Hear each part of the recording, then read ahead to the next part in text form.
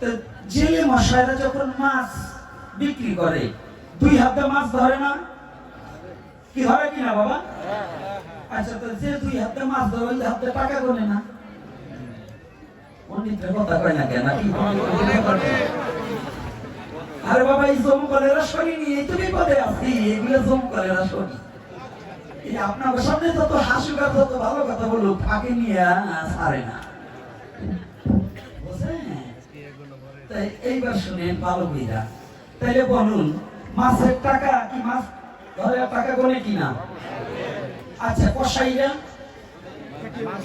মাংস কাটে টাকা গোনে না?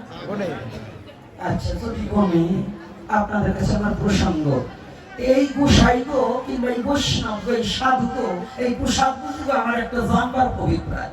যে সময় কালে শুনে যাও, কোনটা মাছের টাকা কোনটা মাংসের টাকা এটা বাইরে করতে পারবা?